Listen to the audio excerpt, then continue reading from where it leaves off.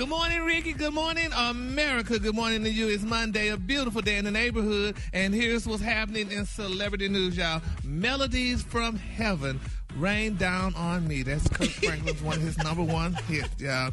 But Kirk Franklin and his son, y'all, they are at battle right now. And it's a very touching story, y'all. It's being reported that Kerry and Franklin, y'all, he revealed an explicit back and forth tape between him and his award-winning gospel recording artist dad this past weekend. Now, it's being reported, y'all, that Kerry and Franklin, said that he and his dad have not been getting along for a while, and Kirk even said that. But he said, quote, "This is why I'm done. No father should speak to their children like this." He said, "If I have any issues, it's because of this type of treatment that I deal with behind closed doors." This is what the 32-year-old Franklin said to the press, y'all. He said, according to the caption, he said the argument was not a thing of the past. Now, he said, "Hanging up in my face, no apology, no compassion, no effort." He said, "Stop telling me to go home to my family. I don't even know where they live," Kerry said. He said, "I don't think I'll ever trust my father to be alone around him ever again. I didn't want to do this," he said. "I probably won't release the entire recording," he said, "because it's too embarrassing that I'm even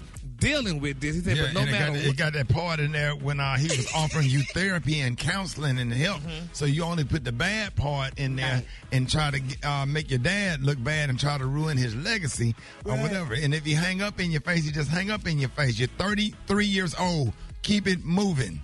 Yeah, but now he said it was a tape, a 45-second clip. He said, and the voice was identified by Carry On as Kirk Franklin exclaiming, "I'll put my foot in your butt." And that's not the word he used. After a muffled argument, then y'all Carry On interjected and said, "I dare you," as the argument continued. And then Kirk allegedly said, "I'll break your neck." The N-word. "Don't you ever disrespect me," Franklin allegedly shouted toward the end of the clip, y'all. And it went on and on. Been there. Man, been there. Come on, man. Said now so all of this make Kirk Franklin a normal dad. Yes. Exactly. Right? Especially in this day and age. A normal dad. That's it. You know what I'm saying? My thing is, if you 30 years old, we do good to get you to 18. You know what I'm saying? Once we get you in college, I'm sure Kirkland gave him all kind of opportunities. Probably bought him a little car when he got 16, a little used car, and provided opportunities for him, tried to put him on to a few little things or whatever. And, and it sounds like he's spoiled, rotten, and entitled. Mm-hmm. And to do something, and whatever Kirk called him, that name that Kirk called him, that is exactly what he displayed by recording it and putting it out on the internet in an attempt to destroy your dad's legacy. I don't feel sorry for him at all. Man up, go get a job, and if your dad is not a good fit in your life, whatever, then you need to block his number and keep it moving and move on. Period, point blank. You obviously got life figured out anyway, so do it your way. There you go. Handle your business. Yeah, I would sit up there. We don't argue, and for real, don't sit up there and argue with nobody in their 30. They full grown man. Treat them like anybody else that you don't like or you disagree with or whatever. Cut them off, block them, keep it moving. Put all your energy into somebody that's buying what you teaching. He ain't buying what you teaching. Keep it moving. He is a grown man that happens to be your son. That's all it is. I know you got to learn how to separate. That's it. But he said, though, but the thing is, though, Ricky, he said he's not even allowed to have any childhood pictures of himself or his family. He said, man, going on, man. He don't even know who he is because they not letting all you got to do is go to Kirk Facebook post and pull as many pictures as you need and go up to Walmart or somewhere, Walgreens, and put them in a frame and gone on about your business. You being petty now. Now you sit up here talking about you need something. You need your Nintendo joystick, your Marvin Gaye CD, and I need my tennis shoestrings, all that kind of stuff. Being petty and just got to have a reason to reach out and have contact or whatever. And then the thing is, if you're so messed up and embarrassed by your daddy, change your last name. Right. Why your last name don't have to be Smiley. If you think I'm the worst person in the world, then why are you carrying my last name? Keep it moving. Start your own legacy. If you don't like what Omega Sci-Fi doing, then go start your own chapter. You preaching, bro. Hey. You preaching. If you don't like what Delta Sigma Theta is doing, go start your own chapter with your grown self. If you're grown, you know everything about the organization, whatever. You know how to run it or whatever. Go start your own chapter. Stop causing confusion within the chapter.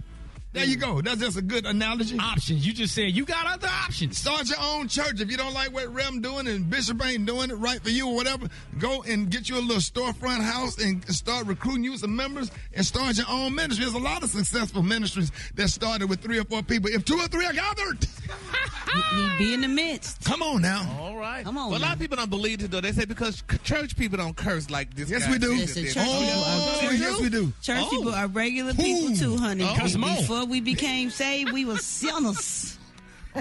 Man, we All cuss right. even more that you got saved because you got to deal with other church folk that think that they're holy and they're not. I said church wants to make you cuss. And think about how many times you didn't wanted to cuss at church as opposed to how many times you cuss in the club. You didn't curse in the club because you having a good time and you enjoying yourself. You drinking, you listen to a live band. But how many times in church you wanted to cuss somebody out in church?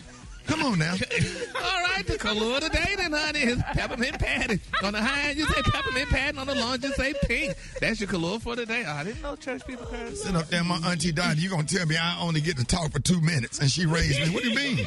I can't tell it all. And then you gonna sit up there and preach a whole eulogy. What you preaching the eulogy for? You could have saved that eulogy until tomorrow. Then what's the purpose of us going to church and we got to listen to you preach on a Saturday and then come back to church and preach another eulogy?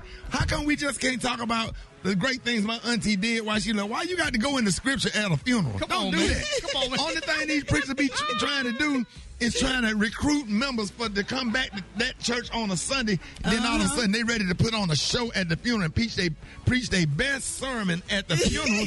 And I just want to talk about her life. Play the videos. Yeah. Let's sing some songs and make it about my auntie. You pushing some buttons Do now, not dog. go into Job. We don't care about what Job did. We already know.